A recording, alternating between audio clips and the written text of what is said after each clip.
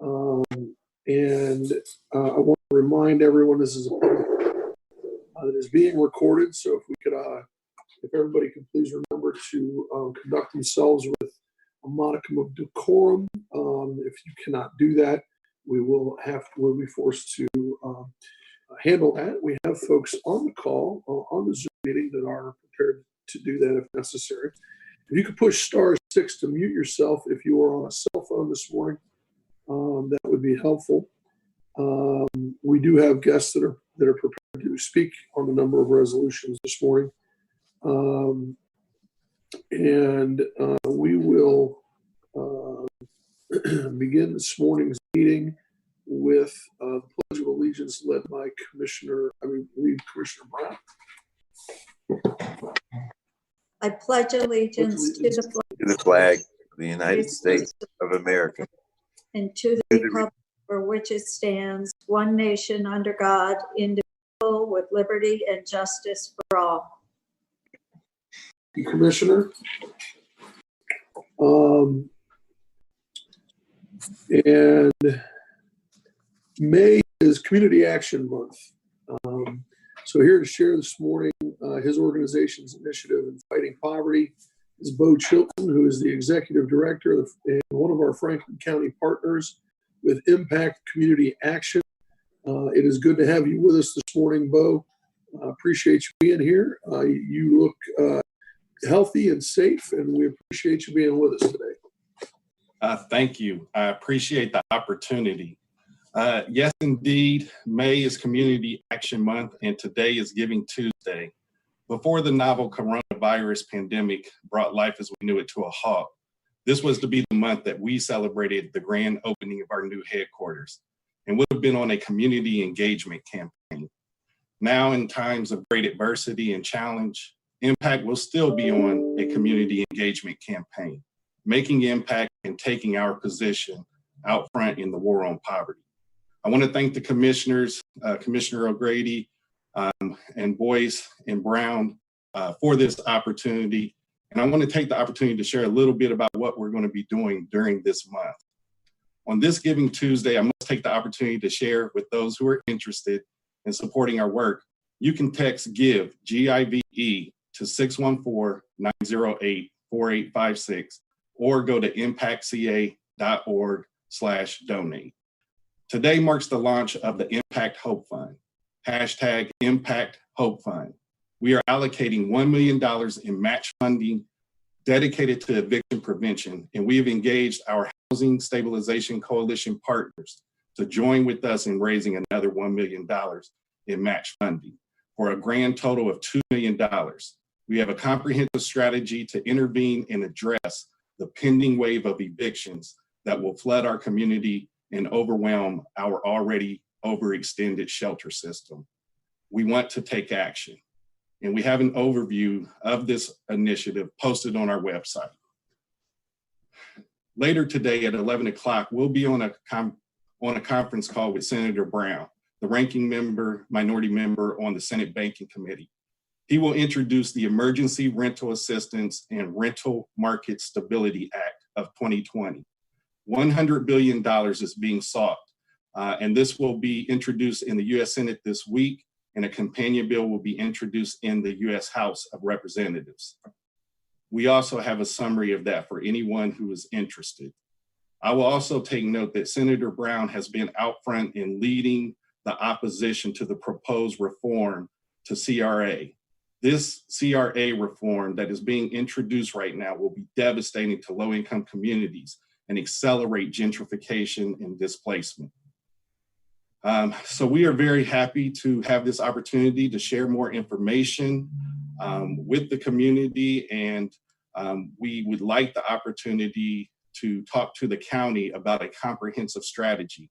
Already, Job and Family Services, PRC, is part of the Housing Stabilization Coalition, and I must take this opportunity especially to thank Jeff Beal, who has really been facilitating this coalition, and we're taking a systemic approach to addressing the pending wave of evictions that's coming. And again, we want to help to prevent Our court system's being overloaded with a bunch of filings. Right now, we know that there are over 1,000 eviction filings waiting in municipal court, and we want to try and intervene and make sure that we can take care of those customers and intervene on the flooding of our homeless shelter system. So with that, I'll take any questions you have. And again, I want to thank you for this opportunity to share with the community some of our plans on what we're planning to do during Community Action Month. Bo, I want to thank you for everything you're doing. And in the eviction space in particular, if we can prevent people from even getting that far to be getting to eviction and to getting to the court system, we're much better off. And I know that's what Jeff's and all of the partners are trying to do, is to get to people before they even get to eviction, because once that eviction is on the record of anybody, that's going to be the biggest problem and biggest hurdle down the road. So thank you for all that you're doing and all that the partners are doing to prevent people from getting into an eviction process. Thank you. Hey, where are you gonna go, Commissioner Grady? Yeah, go ahead. No, I was just anticipating your arrival on screen. Thanks. I just wanted to thank Bo for all the work you've done. And I want to just give everyone an example of the role that Impact plays in Central Ohio. Oftentimes, we partner with agencies like Impact to do work that, quite frankly, we can't do as a government entity. We have a lot of restrictions on the use of funds and the way they're utilized. And so often we rely on our nonprofit partners to carry out work that's vital to families in our communities. And let me give an example. When the COVID-19 crisis first hit, I had a constituent reach out to me that was being evicted. And she was a couple of months behind on her rent and had gotten notice that she was going to be evicted that Monday. And this was maybe on Saturday or Sunday. We, because of, there's certain restrictions with county dollars. So for example, she happened to be a person in her early 50s, but she had no dependents. And so she was by herself. And so our funds require that you have dependents. And so I reached out to Bo, I think on a Saturday or a Sunday. That's right. He quickly hopped into action, and we had a couple of conversations back and forth. We connected him with the constituent, and needless to say, this person, through the work of Impact and the resources that we partner with them to utilize in other resources, we were able to prevent someone from being homeless, someone from being evicted. And that's really what Impact does. They save lives for the most vulnerable people in our community. And I want to thank you, Bo, Chilton, and all the folks who work over at Impact for the work that you do every day, from providing food to people who need it, to sometimes back rent and rent subsidies, to heating and cooling resources to keep their homes heat and keep their heat on in the wintertime. You do everything. You do a little bit of everything, and you do it well. And we appreciate you. And it's great to have you as partners. And so I just wanted to recognize and thank you and show a real life example of someone. And I know to that constituent, to that person, you were a lifesaver, and we worked together to help her. And we appreciate you and Impact for that. Thanks for being here today. Thank you, Commissioner Boyce. I appreciate that. And I was happy with the outcome. And we reached out to ABC6 to share information. This was early in the process of when we started seeing the evictions right before the moratorium went into place. And so we were able to start spreading the word, and they did a story and featured a positive outcome for that lady. And what we know is that we want to have a similar outcome for the 1,000 people who are sitting with the eviction court right now, those filings. And so we have a strategy, because there's about 10 law firms that represent over 50% of the people who are waiting. So we want to talk to those lawyers and see if we can negotiate, because we do have some resources to support them. In fairness to landlord and property owners, they still have bills to pay. And so this moratorium was a relief for those who are struggling, but it's still important that we take a comprehensive approach and support all of our stakeholders in the community. And that's what we're looking to do. So thank you for your leadership on that, Commissioner Boyce. Bo, you are, in your organization, is one of our many valued community partners. And the work that you do is invaluable to our organization, no question. And you've been a tremendous asset to us as we work to fight poverty in Central Ohio for a long time, but certainly over the last many months with our the new work that we've been doing here recently. So you, at the beginning, you mentioned today is Giving Tuesday, and you also had mentioned a way that folks could access and give. Can you repeat that for us, please, so that we can remind folks? Because even though these are very difficult times right now, and folks folks have certainly been impacted, and a lot of folks have been impacted. There are also plenty of folks out there right now that are looking for ways to help. So if you could please repeat that for folks, and repeat it slowly and loudly, so that folks have the ability to be able to either put it in their phone or grab a pen and write it down, so that people have the ability to be able to write that down and take note of it, so that they can make a contribution. Thank you. I appreciate that opportunity. Really do. There are multiple ways that people can support us today. If you want to give a text through your phone, you can text GIVE, G-I-V-E, text GIVE, G-I-V-E, to the following phone number, 614-908-4856. That number again, 614-908-4856. Or you can go to our website, impactca.org/donate. That's www.impactca, short for community action, impactca.org/donate. And we have plenty of information on our websites, our Facebook, our Twitter, Instagram.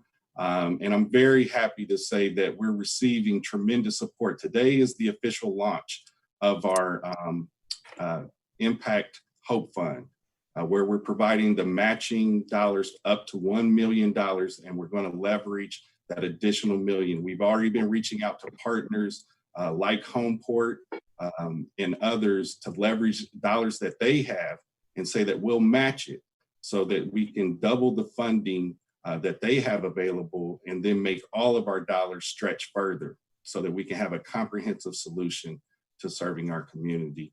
And I really must thank Fifth Third, PNC, NYSORC, a number of entities that have CDBG funding. That's a source that we're looking for match funding. The Columbus Foundation, and in particular, United Way. This, of course, has been tremendous in helping us to start to spread the word and in supporting us in raising these dollars.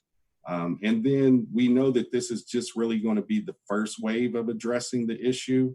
And that's why the legislation that U.S. Senator Brown is putting forward with the Emergency Rental and Stability Act is going to be critically important. It's $100 billion that potentially could come to our community. And in addition, I want to put this plug in there. We're advocating for support for local government in the next wave of federal stimulus dollars.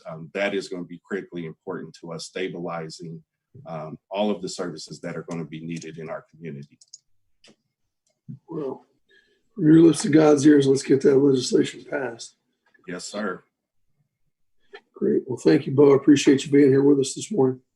Thank you. Okay. All right. So let's move then to, I want to talk this morning a little bit about the state of the county. So we are very pleased this morning to be able to release the annual State of the County report. I have a copy of it right here. Showed up here at the house yesterday. We wiped it down, got it all clean, so there was no trace of any virus on it when it got here.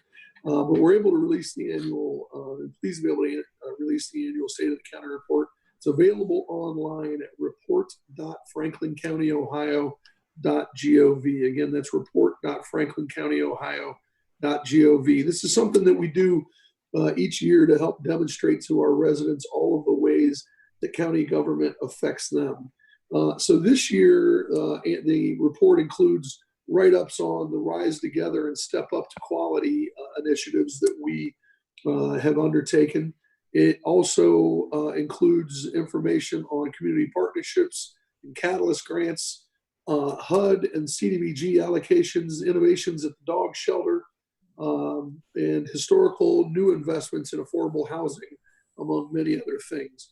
It also will include 2019 statistical highlights, 700,000 home delivered meals to seniors, 6.3 million miles driven by county fleet cars, 92.2% live release rate at the dog shelter. By the way, 92.2% live release rate at the dog shelter means that we, in effect, are a no-kill shelter for all of those who inquire about that. Almost 5,300 building inspections by EDP, more than 300,000 Medicaid enrollees, and 94,000 children supported by child support enforcement. So we are doing just a huge amount of work with the dollars that the residents of Franklin County entrust us with. I should also remind folks that while we are in the midst of a major pandemic, and that will have a major impact on the county's budget going forward, we are still working with our budget analysts in Franklin County under the direction of County Administrator Ken Wilson and Budget Director Zach Telerik. We are also still working with our financial advisors that we work with on a day in and day out basis to determine what the impact of this pandemic will be on the county's resources. There is no doubt that there will be a major impact on the county's resources, and we are working hard day in and day out to determine what that will be. We have, over the first several weeks of this pandemic, put more than $10 billion out on the street that we did not anticipate going into 2020, money that we did not anticipate. That was a few weeks back. I'm certain that County Administrator Wilson could tell us about money that we have spent over the last 2 or 3 weeks that we that may have increased those numbers. So there is no doubt at all that we are going to be impacted both by dollars that we are expending that we didn't anticipate, and dollars that the county's budget are being impacted by in lost revenues due to the economic impact of the pandemic. That being said, this State of the County report chronicles all of the great work that's been done over the past year and that we anticipate doing in the coming months. So wanted to make sure that we were able to highlight that report as it was released, and it has been released this morning. So, Hey, Commissioner O'Grady, may I make a yes, comment? Certainly. Thank you, President O'Grady. One, let me thank you for certainly your leadership in generating the State of the County report. I think it's really important that we underscore that the purpose is to really help our residents understand the role of county government. My experience in the last 3 years has been that folks often don't know or understand what the county does. And what I mean by that is often they know the work that we do, but they attribute it to another entity, maybe the city or the state or even the federal government. And often some of those core services are coming right from Franklin County. And that's what this report seeks to do, to really illustrate what we do. So when we talk about miles that our cars have driven and we talk about facilities that we're building, those are all services and resources that are helping families in one way or another. The thing I want to add, though, is to your comments about the kind of the time we're in now and why this report doesn't reflect that. Part of it is because we're in the middle of it, and the way things have started this year, none of us expected with regard to the COVID-19 pandemic. And so I think that there will be another story to tell sometime later this year. And but embedded in that is that Franklin County will do everything we can to make sure that the residents that we serve and the resources and services that we provide are met to the greatest extent that we can provide them. And I want to underscore that because you and and I know Commissioner Brown knows this as well, we're inundated by people who are struggling and need resources out there every single day. I know Commissioner Grady talks often about the businesses that have been affected and the people he hears from there. And I know Commissioner Brown talks about the many seniors that she's interacted with and the aging community that's really being challenged in this environment. He just heard me talk about folks being evicted. And so I want to just say to the public, while this report reflects the great things that we do and provide, the idea is to help people know what we do. But rest assured that we are very engaged with everything that's going on during this time, and we are fully vested in that. President O'Grady talked about the over $10 million that was unexpectedly spent and essentially spent in the last month, in the last 30 days. I mean, that is very much a U-turn in what we had planned to do with those resources. And so, again, I would suggest President O'Grady that maybe we'll do some kind of end of the year report when we do the budget that really reflects kind of what our COVID-19 impact has been, because when it's all said and done, I'm sure we will be upward of nearly $100 million or something close to that, maybe, of working to serve the residents. And hopefully we'll have a chance to present that work in a similar way. So thanks, President O'Grady, for giving me a moment on that. Commissioner Brown? And I would also add that, as we talked a couple of weeks ago with our reporter, Mark, we still are responsible for the work that goes on along with our staff doing that work, all of the work of county government during this pandemic. The pandemic is on top of all of that work, but the work of county governance goes on, and we've got incredible staff doing that work every day on top of dealing with this pandemic. And I think that what we're showcasing in the state of the county is the day-to-day work that goes on behalf of all of our residents with our tax dollars. But what we're going to need to do is focus on later in the year, the accounting for all of this pandemic response that we've done, which has been an incredible amount of work on top of our county's general work on behalf of our residents every day. And I know our staff have been stretched in so many ways, as we have been with all of the different things we've been taking care of. Our staff are the ones that have the burden of doing the implementation of all that work. So I want to thank all of our staff and all of the many partners we work with who implement all of the work that gets done. It's been quite the few weeks and a couple of months that we've been doing the pandemic on top of everything county government does. And, this is going to be a continuation going forward. So we're going to have to do an accounting to the public for what we've done in addition to our State of the County report. And I agree with both of my colleagues.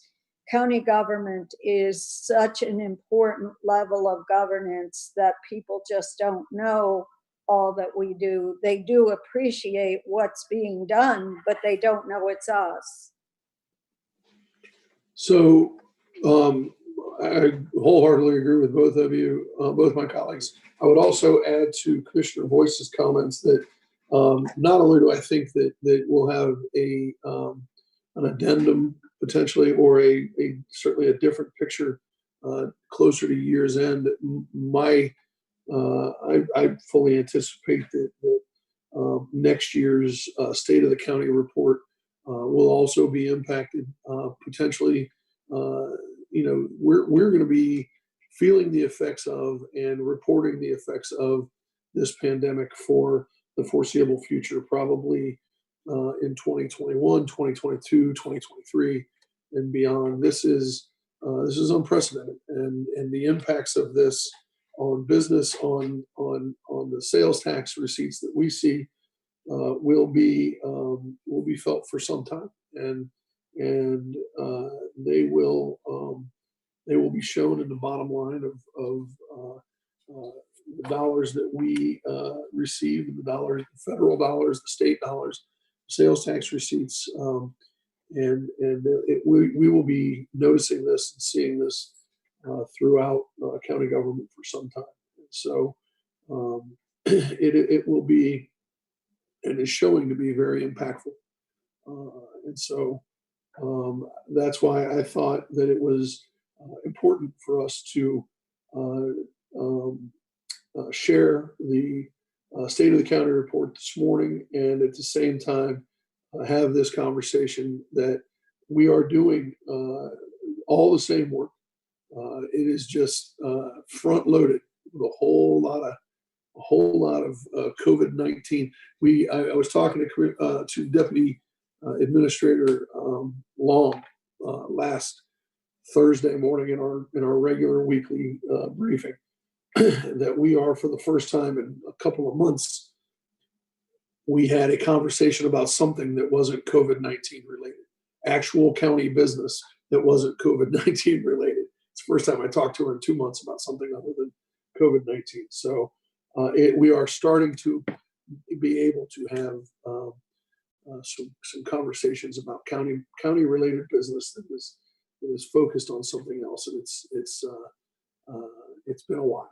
So we've been having these administrative briefings every morning at 9 a.m. or 10 a.m. depending on the day of the week. 10 a.m. this morning, and they have been heavily focused on this issue and this issue alone. And so we are, and at the same time, we have or other county business as it relates to this issue. That's a better way I think that's maybe a better way to say it. How do we focus on other county business as it relates to COVID-19? Because we're still doing county business day in and day out. And so, anyway, thank you everybody for that. But and I hesitate to say the state of the county is strong, as other elected officials always like to say about these type of things. But it is, if we weren't so strong, if Franklin County wasn't in such a strong position coming into this, we wouldn't be able to weather it the way that we are. And we are talking, I know all three of us are talking to our colleagues all across the state of Ohio and all across the United States. And there are counties that are struggling severely. And we are, because we have been in such a strong position and we have been doing so well for so long, we will weather this, and we have been in a good position for a long time, and we will make it through this, as we say to our county colleagues, throughout Franklin County on a daily basis. We're all in this together. We will make it through this together. So, anybody else? All right. Well, then let's move on with county business this morning. I need an approval of the minutes of the April 30th 2020 briefing session, the April 25th, 27th, 28th, 29th, and May 1st, 2020 administrative briefings. So moved. Second. Moved and seconded voting. Commissioner Brown? Yes. Commissioner Boyce? Yes. Commissioner O'Grady? Yes. The minutes have been approved. Thank you. On to the engineer. Resolution number 295-20, resolution awarding contract and approving contract bond to Shelley and Sands Incorporated for the Dublin Granville Road over Rocky Fork Creek project in the amount of $1,280,254.38. Good morning, Commissioners. Good morning. Apologize, I'm trying to get my video going here. Oh, there it is. Okay. For the official record, my name is Cornell Robertson, County Engineer for everyone in Franklin County. And I'd like to start by thanking the Commissioners for your strong leadership. I think you're exactly right. If the Franklin County wasn't in such a strong position, we'd be in a much more dire situation right now. And so I want to be sure to thank the Commissioners for your excellent leadership. And there are things that we'll need to look at, and we're looking at them too at the Franklin County Engineer's Office, but we're being most prudent and wanting to continue our critically essential infrastructure work. And that's what I have to present to you today. This first resolution is for a capital improvement project in the northeast part of the county in Plain Township.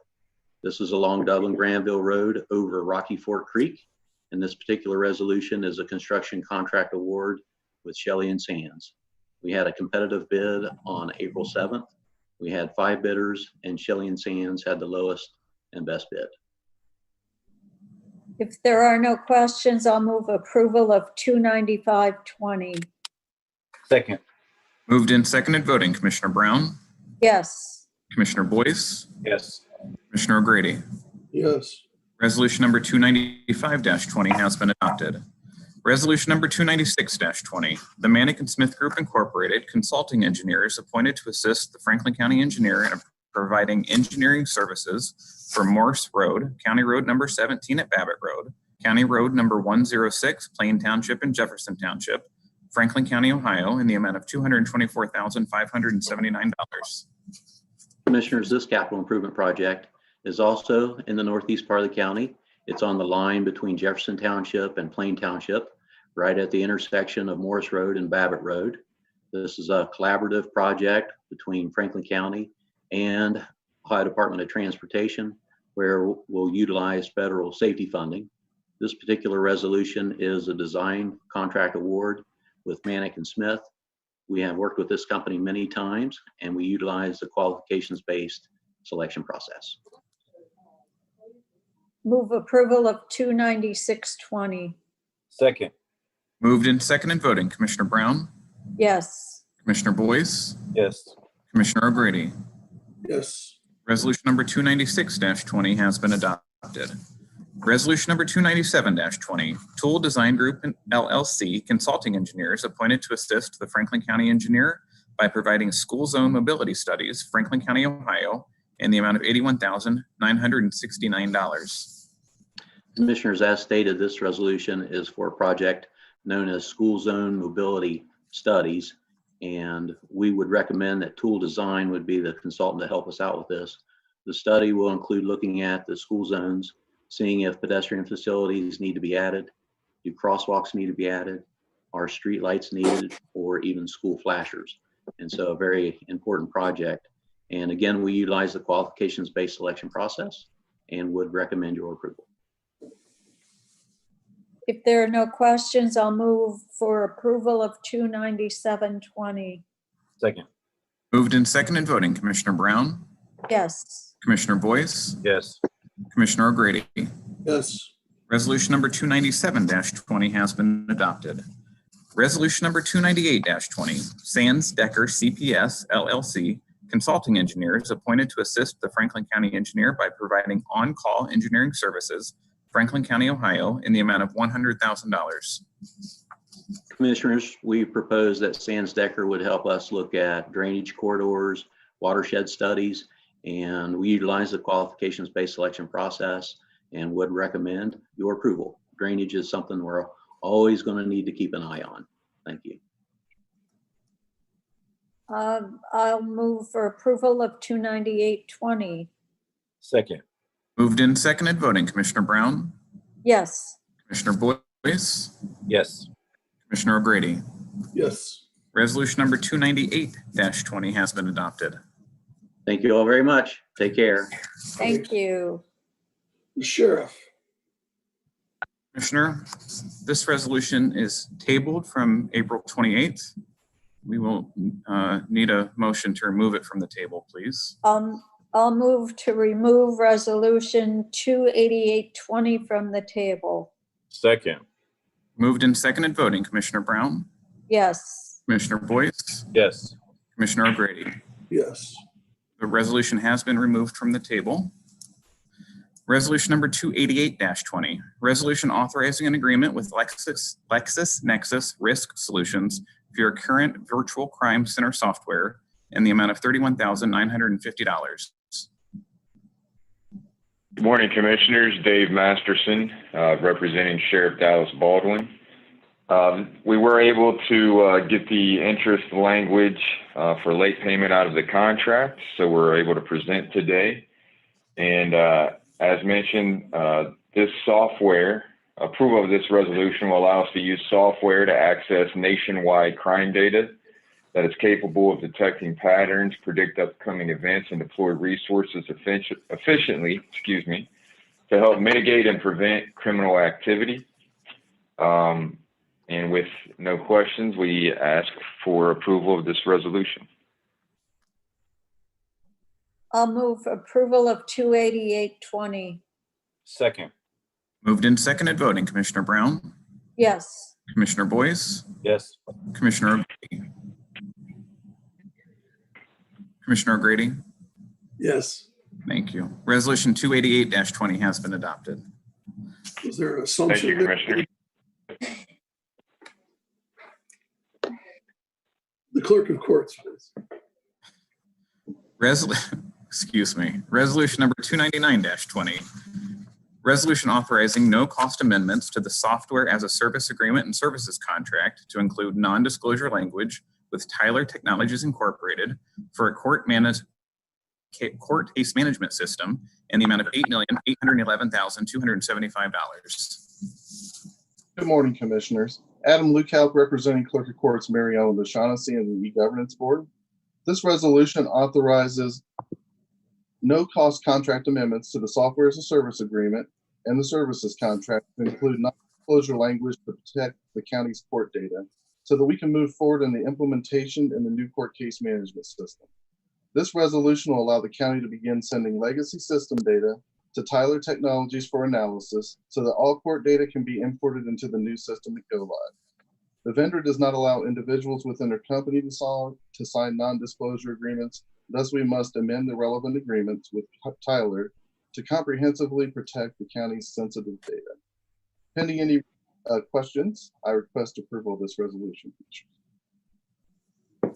If there are no questions, I'll move approval of 29920. Second. Moved and seconded voting, Commissioner Brown, Yes. Commissioner Boyce, Yes. Commissioner O'Grady. Yes. Resolution number 299-20 has been adopted. Hey, Dean, can we go back to that just real quick? I did have a quick question. I'm sorry. Where do those funds come out of? This is the, it's in the CJIS fund, is the County Justice Information System.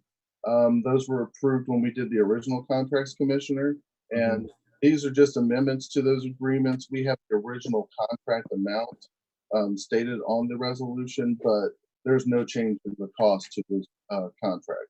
I just want to make sure I understand. Those funds are generated from fees that come through the clerks or to the courts, and so it goes into a technology fund. Is that how that works? There's multiple sources of revenue for that fund. Primarily, a lot of this money came from surplus declarations from our clerk of courts auto title. Got you. Title fund. There's also other sources that will be going into this fund, namely for designated computerization funds for the clerk of courts operations. Got it. Thank you. Thanks for President O'Grady for indulging me. Thank you so much. All right. Thanks, Adam.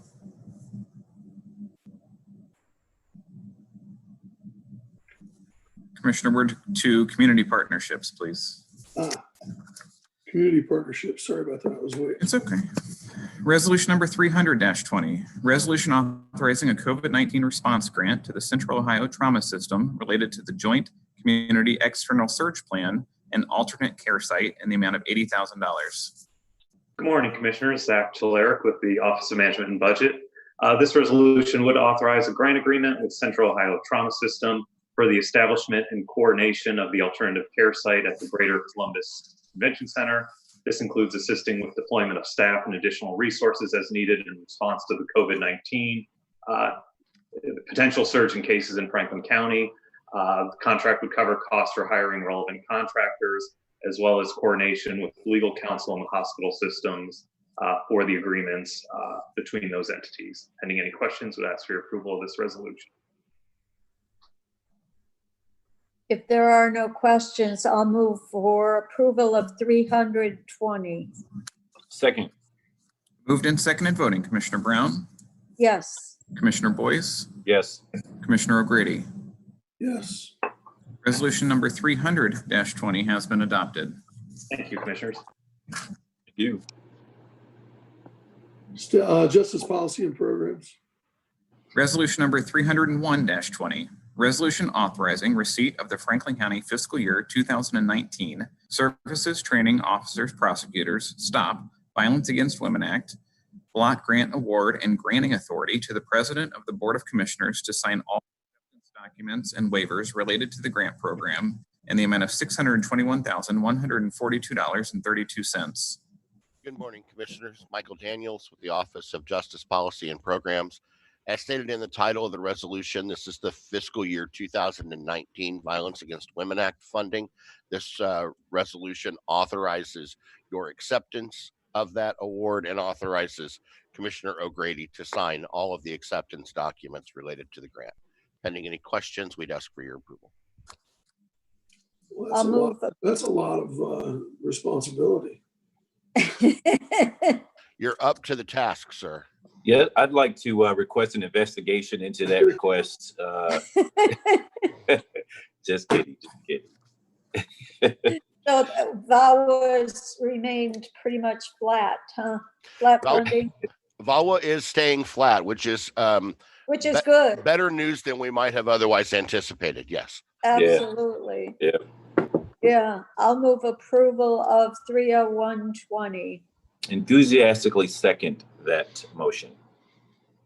Moved and seconded voting. Commissioner Brown, Yes. Commissioner Boyce, Yes. Commissioner O'Grady. Yes. Resolution number 301-20 has been adopted. Duties of the president. Resolution number 302-20, resolution authorizing 12 subgrant awards and contracts for services to provide victim services and enhance law enforcement and prosecution under the fiscal year 2019 Services Training Officers Prosecutors Stop Violence Against Women Act Block Grant Program in the amount of $592,703.99.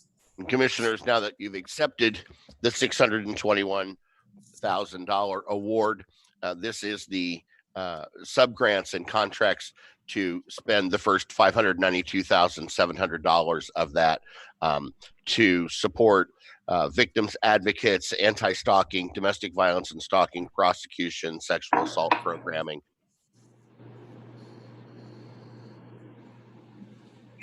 I will move approval of 302-20. Second. Moved and seconded voting. Commissioner Brown, Yes. Commissioner Boyce, Yes. Commissioner O'Grady. Yes.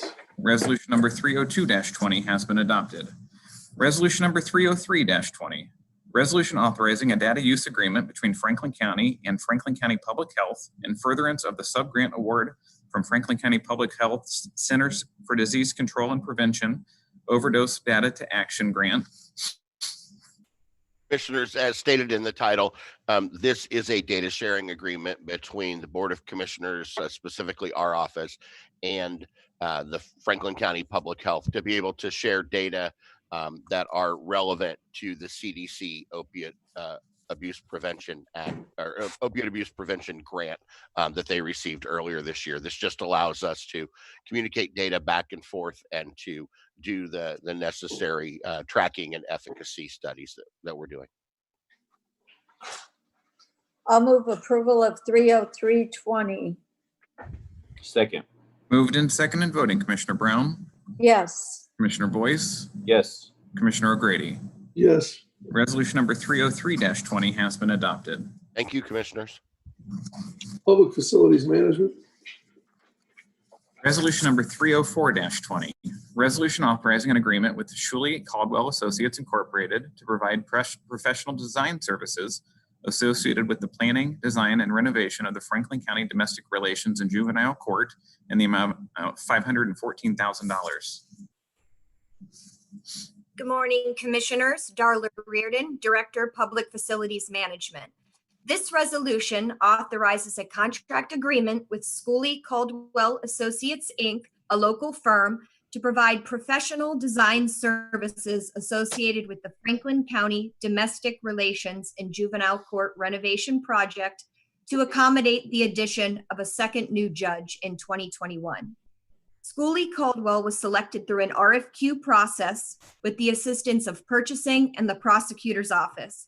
The construction manager at risk model will be employed for this project. Pending any questions, we request your approval of this resolution. Thank you. Darla, do you know when this seat takes office, this new judicial seat? Is it July of 21? I believe it is January of 2021. January of 21, okay. I'll move approval of 30420. Second. Moved and seconded voting, Commissioner Brown, Yes. Commissioner Boyce, Yes. Commissioner O'Grady. Yes. Resolution number 304-20 has been adopted. Resolution number 305-20, resolution authorizing a modification to the contract agreement with DLZ Architecture Incorporated for professional design services associated with the planning, design, and construction of the Franklin County Correction Center in order to decrease the total contract amount by $3 million for a new total of $25,077,600. This resolution authorizes a contract modification with DLZ Architecture, Inc., who is currently providing professional design services associated with the new Franklin County Correction Center. This contract modification right sizes the contract to reflect the scope of design work necessary for the continuation phase, and as such, reduces the total contract amount by $3 million. DLZ and Zudi Solutions, owner's representative, are both supportive of this agreement. Pending any questions, we request your approval of this resolution. Thank you. If there are no questions, I will move approval of 30520. Second. Moved and seconded voting, Commissioner Brown, Yes. Commissioner Boyce, Yes. Commissioner O'Grady. Yes. Resolution number 305-20 has been adopted. Thank you, Commissioners. Hope you all stay safe and well. Thank you. The Purchasing Department. Resolution number 306-20, resolution authorizing an innovation agreement with D&D Transportation Services, LLC. Good morning, Commissioners. Megan Perry Balanier, Director of Purchasing. In January of 2019, the county awarded a contract to Peace Transportation Corporation to provide lift, non-lift, and escort transportation services to the clients of various county agencies. Peace Transportation has sold their business to D&D Transportation, and upon execution of this innovation agreement, D&D Transportation will assume all contractual obligations as set forth in the original contract. Pending any questions, I request your approval of this resolution. I'll move approval of 30620. Second. Moved and seconded voting, Commissioner Brown, Yes. Commissioner Boyce, Yes. Commissioner O'Grady. Yes. Resolution number 306-20 has been adopted. Resolution number 307-20, resolution approving purchases for various Franklin County agencies in the amount of $1,139,548.61. Commissioners, this resolution requests your approval of 52 purchase orders for which the county auditor has pre-certified available funding. This week, 10 out of 13 eligible POs totaling $120,544 are being presented for award to 2 minority-owned business enterprises and 8 women-owned business enterprises. This represents 77% of the eligible PO volume and 95% of the eligible PO dollar value. Pending any questions, I request your approval of this resolution. I'll move approval of 30720. Second. Moved and seconded, voting Commissioner Brown, Yes. Commissioner Boyce, Yes. Commissioner O'Grady. Yes. Resolution number 307-20 has been adopted. Thank you, Commissioners. Have a great day. You too. Thank you. Thank you, Megan. Board of Commissioners. Resolution number 308-20, resolution authorizing the issuance of not to exceed $67,500,000 County of Franklin, Ohio Healthcare Facilities Revenue Bonds, Series 2020, Ohio Living Communities, and approving execution of base leases, assignments, and related matters in connection with the issuance of the bonds. Good morning, Commissioners. This is Mike Millier with the Ice Miller Law Firm. Ice Miller is serving as bond counsel for the proposed issuance of revenue bonds for Ohio Living Communities. This proposed bond issue was approved by the Franklin County Hospital Commission at its meeting last week. On the phone with me this morning is Bob Stillman, the Chief Financial Officer of Ohio Living Communities. The proposed bonds will be used to refinance an existing series of bonds issued in 2010 for Ohio Living Communities, and also to finance the construction costs of a new independent living facility to be known as Heritage Point at Ohio Living's existing Westminster Thurber campus in Columbus.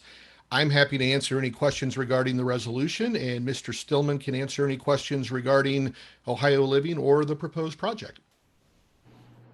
President O'Grady, may I ask a question? Absolutely. Thank you, sir. So can you tell me who are the underwriters for the entire issuance?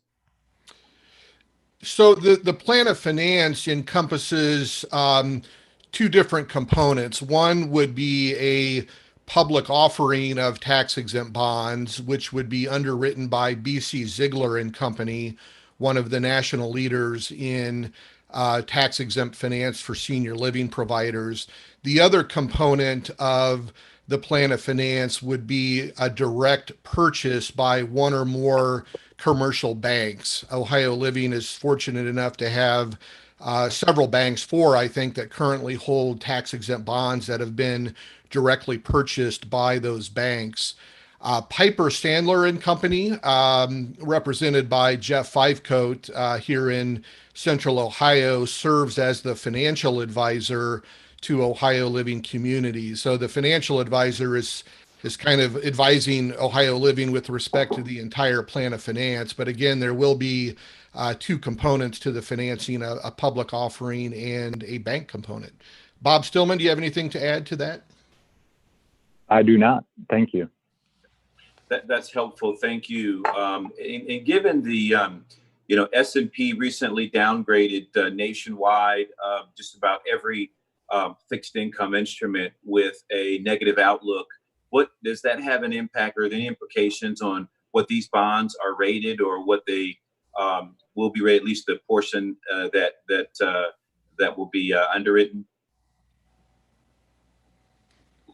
Bob, do you want to take that? Obviously, and Commissioner Boyce, I think as you suggest, the bank portion will not be rated because that's a direct purchase by the banks. Ohio Living Communities' current rating is BBB by Fitch Ratings.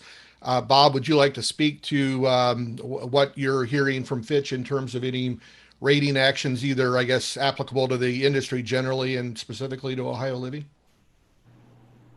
Yeah, Fitch has released some guidance relating to that. We are fortunate in that on April 17th, we went through our annual surveillance and, was in the middle of what we would say was probably the height of the anxiety of the pandemic, at least as far as we've experienced it. And in that annual surveillance, Fitch held our rating at BBB and the outlook at stable. so for the organization, we have made some operational moves that have strengthened the balance sheet of Ohio Living and have us poised moving forward in terms of expanding our capital debt. There is certainly a cautious outlook from Fitch and other rating agencies as it relates to senior living throughout the nation. But I think it really depends on the organization itself and the resources that it has relating to what that potential outlook or rating will be going in the future. We will have, as we move forward with this plan of finance, we would have a rating update specifically relating to this financing. And we don't have any insight as to what could possibly happen with that at this point in time.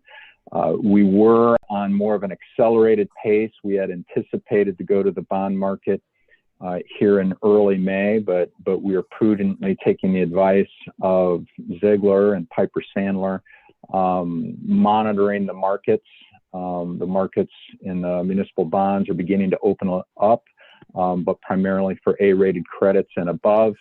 So the timing for which we would go to the municipal bond market is most likely delayed. Sure, that makes a lot of sense. Thank you for that update. That's very, very helpful. Well done. I don't know if it's too much trouble, but when you do issue, if after you issue, if you could just shoot a copy of the OS over, that'd be great. I think we should keep up with that as a county. Even though it's the commission that really sort of is the conduit. But it'd be great if we could have a copy of the OS once the deal is completed. We're happy to do that. That'd be great. Thank you so much. Thanks, everyone.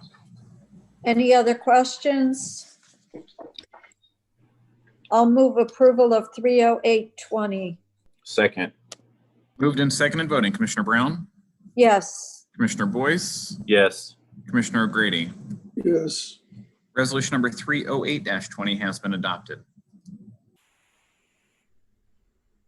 Thanks much. All right. Is there, Dean, I take it there are no journalizations this morning? Not this morning, Commissioner. All right. Well, that then concludes our business for May 5th, 2020. We will be back here next Tuesday morning for the next general session. We have a administrative briefing call that starts momentarily. So we will talk to all of you in about a few minutes. Take care. Thanks, everyone. Bye-bye. Thank you.